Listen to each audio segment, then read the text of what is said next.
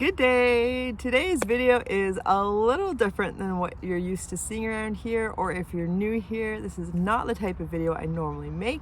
Normally I make a vlog style video, but this is going to be a van tour / interview. A couple months ago I headed over to the Gulf Islands to spend some time with my dear friend Flossy Roxx while Frank was recovering from his surgery, and so while I was there I thought we could get to know their van mystery.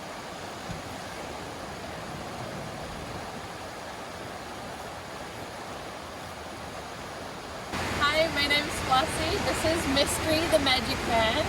I got into van life more than 3 years ago now. It was because I had recently moved from the Southern Hemisphere. I'm originally from New Zealand. I was very lucky and found a place to move to before I got here. And then very, very quickly realized that I was paying half of my salary, if not more than that, on rent. And I was just like, oh, I was like, okay, I can spend maybe $2,000 on a van. And I had no idea what kind of quality vans that would get me. And I knew a lot less about mechanics than I do now. And so I ended up with this van, which is a 1977 GMC high top. And it had 160,000 kilometers on the clock. Then I proceeded to spend the next 6 to 8 months parked in the backyard of a DIY home mechanic person, and we basically rebuilt the whole engine. So I have become very intimate with the inner workings of the engine of this van, and being a 1977, the benefit of that is everything is very simple. So I have learnt a lot about mechanics. When I moved into this van, it had the original 70s kitchen bench, bed, couch situation, and most of the wood was rotten. I'm really happy with this, how it looks now. It really feels like home.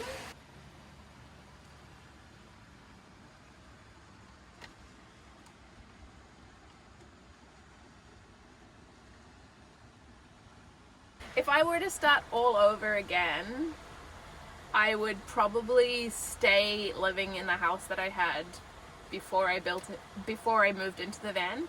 I moved into the van before I did the deconstruction, before I did my rebuild. I moved into it, it was a shell, barely had any insulation on, in October, and I promptly got very, very sick. I would move into a van in spring, not in fall, and I would probably not buy one that is 1977 era or the 70s. I would buy a much newer one. But also it was a great start because that's all the money I had, and it got me on the road. It got me so much mechanical experience, which is completely invaluable now, and it stopped me like hemorrhaging rent money. This is my kitchen. I have pantry here, pots and pans down there, my water storage, trash and recycling are here. So this is just a hand water pump, and it pumps from a 20-gallon tank underneath. And over the years I've filled up from petrol stations, from the back of public halls, from my friends' houses, from, oh my gosh, all sorts of places. Sometimes at night, sneakily in the dark. I have a little water filter on the fill up, but it's a mobile jug, so I just take it out and fill it up as I need it. And it generally lasts me about 2 weeks. I have all my dry food along the window, which I really love. Kind of means I can see exactly how much of what I've got, and I think it looks really beautiful too. And it provides a slight element of privacy through this window because I don't have curtains on it. Along here I also have some like teas and herbal things and little concoctions that I'm making. Like this one here, I'm making rose hip syrup. During winter, I have my Cubic Mini Grizzly running most of the day and into the night. and I have the little attachment that I can fill up a container like this or other dishes, or roast squash or potatoes. We've been eating a lot of roast potatoes lately because they're just so warming and nourishing when it's really cold.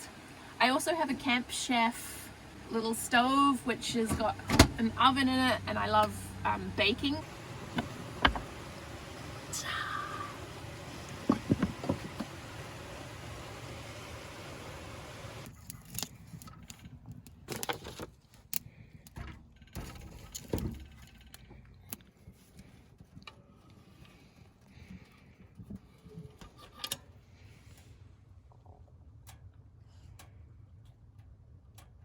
So I have a little toilet under the seat where I'm in.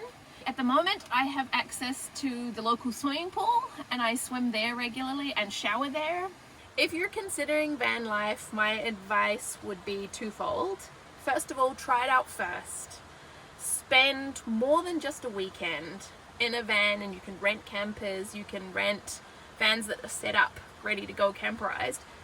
Live in it for like a month maybe if you can, and there's places you can do that in the city, there's places you can do that out of the city. Check that you like it before you invest all your time and effort. The skill set that I have now from doing this is just so valuable and so applicable in so many other spaces, and I have so much confidence in knowing that I can overcome anything if I can survive the crazy roller coaster that the last 3 years has been. In my free time, I do a lot of hiking in nature. I do a lot of exploring the forest. I love to go places that I've not been before and learn about the plants, learn about the mushrooms, learn about the flowers. I love learning about food plants too. I'm hoping to do a bit of a more comprehensive garden if I'm still in the same place this coming spring. And then I really love to swim, so I do a lot of free diving, snorkeling, and hopefully at some point soon I'll get my scuba certificate. So I do a lot of underwater photography and filming, and so I love water. I feel very deeply connected to it. I grew up on a small island very close to the ocean. You can see that I'm a mer person at heart. If you're into astrology, I'm a Pisces moon, and being under the ocean is like exploring a whole nother world.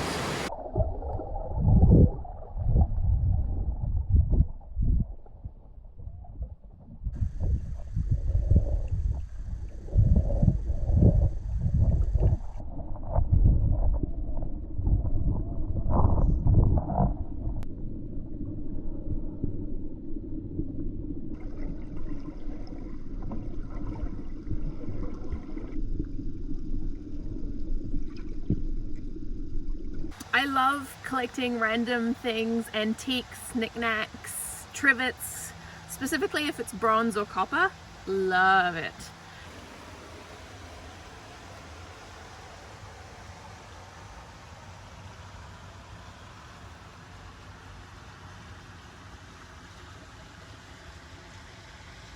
I have little tiny little skull, little snake skins.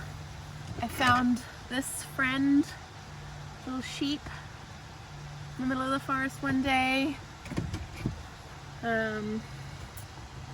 This one here, which I think is really beautiful, very delicate, little deer skull I found very close to my house, and this beautiful feather.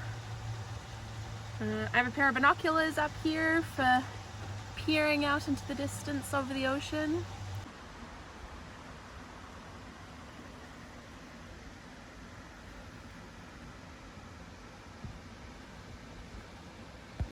The outside of the van is a bit of a disaster.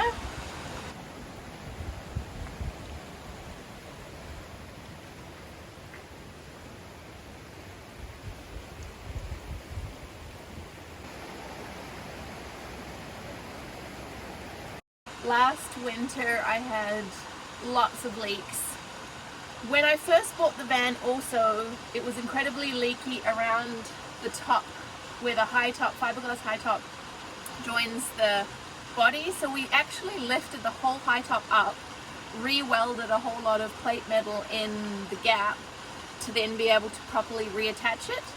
Unfortunately, we used the wrong type of sealant, so now it looks like a mess. It just got so overwhelming that I would focus more on the inside of the van and making it homey and comfortable and practical, and unfortunately the outside of the van suffered. Is the van leak free? No. I managed to keep it relatively dry with my wood fire heat, which is absolutely a lifesaver. Like, I don't know if I would be able to manage being in here without it. I plan on moving out of this van in the near future. I have recently purchased a 1999 Utilimaster Ford E350 step van, and I am so stoked. It is 22 feet long, which means like 14 and a half feet of living space and 7 feet tall. So it's like such a massive space upgrade from what this is. But I've also learned how to live tiny. I've learned how to have not very many things. I've learned how to manage my water, my power. So I learned really like what I need to feel comfortable in my home. So I'm really building this new van to meet exactly what I need, and putting all the skills and knowledge that I've learned with this van into practice and finessing and polishing some of my finishing, and yeah, it's really exciting. So I have recently started making videos and I'm loving doing it. It feels really magical to capture memories and share them, especially as all my friends and my family are on the other side of the world, so it feels really cool to be able to say, hey mom, hey cousins, look what I'm doing. So yeah, I have a YouTube channel, I'm on Instagram, and I'm on Patreon, and all of those things you can find me as Flossy Roxx. Yay! Well, thank you for coming along on this tour with me. It's really fun to learn to do tours and figure out how I like to put them together. It's something that's very new to me, so I'm still learning, but hopefully you enjoyed. If you did, please give it a big thumbs up and subscribe down below if you haven't already. I put out new vlogs every week, sometimes more often, but yeah, it's been really nice weather here, so I'm looking forward to sharing that to you in coming episodes. But I'm going to put the links down below for my friend Flossy's YouTube channel, and I really appreciate you watching. So thank you, and we'll see you soon. Bye. And the reason this van is called Mystery is because when she first came into my life, things would always go wrong. We broke down on the middle of the Second Narrows Bridge on the way up, and I had no idea, and I was like, oh! So what was wrong? Well, it was a mystery. Who knows? Turns out it was a fuse that had shorted up in a cabinet up here and had blown a breaker fuse underneath. Yeah, so this is Mystery the Magic Van, and this is my first home, and this is my third rebuild of the interior of this van. This summer I had access to a little bit of land to make a garden, and I grew an enormous amount of tomatoes. So I've been making tomato relish. There was a lot of pears and apples available, so I preserved apples, made pear chutney. This one here is some candied jalapenos that I made, and I made a lot of jams as well. Everything is kind of small batch because the pots I have are not very big, my stove is not very big, but they're so much fun, and I really enjoy and have really enjoyed getting into some of more of the homesteady, preparing for winter. So that cycle of life of stocking up and saving food. Yeah, it feels really good to know that I've got stuff that I've made myself that I can eat, and I've got saved for later in the year when there's not so much abundance. It feels really important.